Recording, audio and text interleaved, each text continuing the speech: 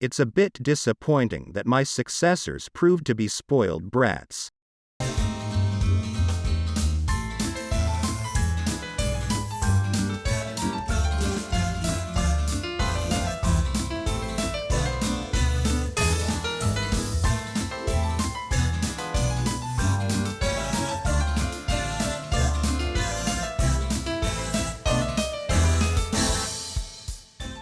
Hello everybody.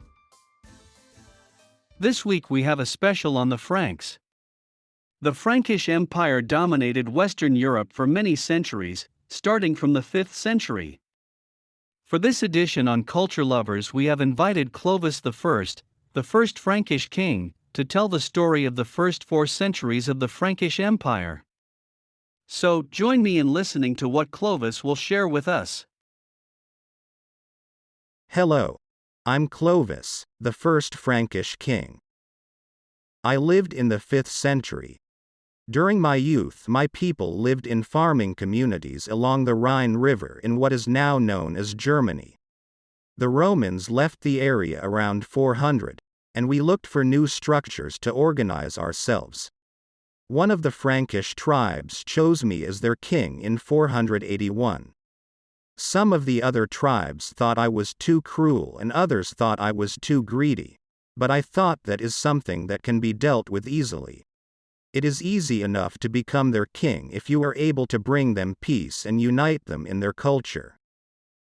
We as Franks gave our name to what would become France. Large parts of it belonged to my kingdom. Additionally, I became the first Germanic king to convert to Catholicism. At the start of my reign I was not too pleased with the Frankish gods.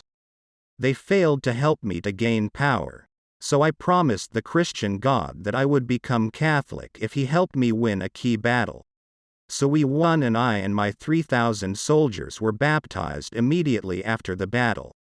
My soldiers were still in full armor. We gained Roman support when we embraced Christianity.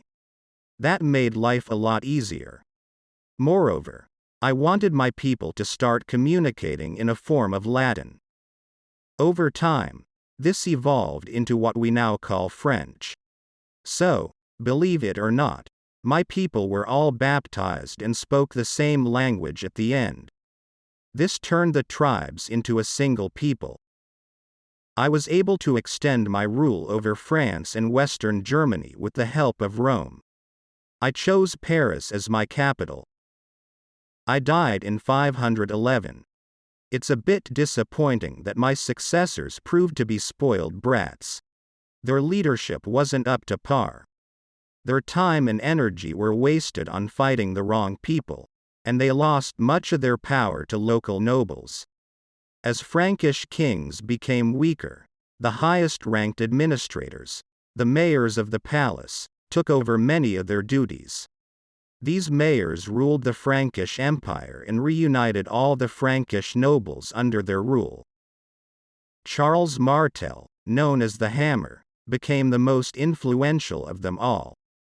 The Franks succeeded in winning the battle at Tours in 732 under his leadership. As a result of this battle, the Moorish culture and Islam were driven back to the Iberian Peninsula. I am pretty sure that the Pope was very happy with Charles Martel. You may not realize it, but at the time, Spain was an Islamic country. Charles Martel died in 741. You can visit his grave in the Basilica of Saint Denis. By the way, that is true for many of the people I talk about today. Even my remains are brought there. Charles Martel's son Pepin the Short succeeded him in 741 when he died.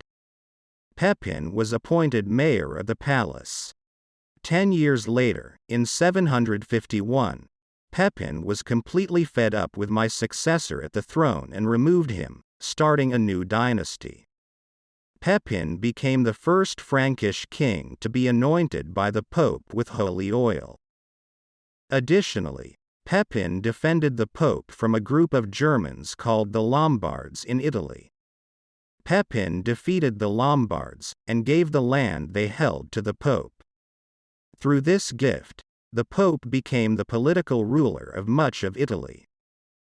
After Pepin's death in 768, his sons Carloman and Charles took over. It didn't go well at first. Two brothers trying to run an empire. 3 years later, Carloman died, and all of that changed. Carloman was only 20 when he died. After the death of his brother, Charles became Charles the Great, or better known as Charlemagne. As a powerful leader, Charlemagne wished to unite all of Western Europe under his rule. He first defeated the Lombards in Italy, then attacked the Saxons in the north. And after that he went on a campaign to Spain. When he returned over the Pyrenees, he lost his beloved knight Roland. There is a whole episode on this channel dedicated to this tragedy, so if you are interested, click on the link at the top of this video. In any case, by 800, Charlemagne had created a vast empire. The majority of Germanic peoples settled in Europe since the early 400s were included in it. Also, Charlemagne fought against non-Germanic peoples in Northern and Eastern Europe. While they managed to keep their freedom, they agreed to respect Charlemagne's power and not fight against his army. Charles became the most powerful leader in Western Europe. Church and state remained closely linked under him. Church officials kept records and helped Charlemagne run the country, and he helped the church wherever he could. During Christmas in the year 800, Charlemagne was in Rome. After the religious ceremonies, the Pope crowned Charlemagne and declared him the new Roman emperor. Charles the Great proved to be a wise and just ruler. He issued many laws. He established a system of courts throughout his empire to ensure that these laws were obeyed. In these courts, the counts were in charge of solving local issues, stopping feuds, defending the poor, and raising armies for Charlemagne. However, keeping these counts in check was difficult. He addressed this by having messengers report to him how well each of the counts was doing, and once a year he invited the counts and warriors to share their views. Charlemagne ruled his empire from Aachen. In Charlemagne's empire, most people were illiterate. He wanted to change this. He wanted his people to be educated. As a result, scholars from all over Europe were invited to teach at Charlemagne's school. The scholars were at the start writing in capitals as the Romans used to do. This was not efficient, so they invented smaller variants. You still have these small letters on your computer, you call them lowercase. In Charlemagne's empire, there was little trade between the estates. Each estate tended to its own needs. On each estate there were shoemakers, carpenters, and blacksmiths. The farmers lived in small wooden houses in the estates. The farmers tilled their land in 3 cycles. In each section, the farmers rotated the crop type each year.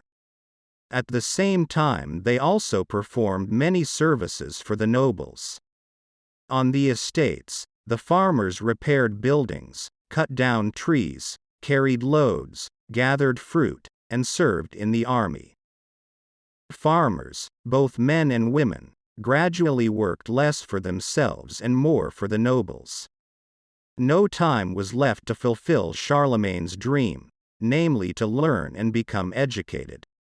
On Christian holidays, however, everybody was off, and there was time to sing, dance, and listen to music. After Charlemagne's death in 814, the empire did not last for long.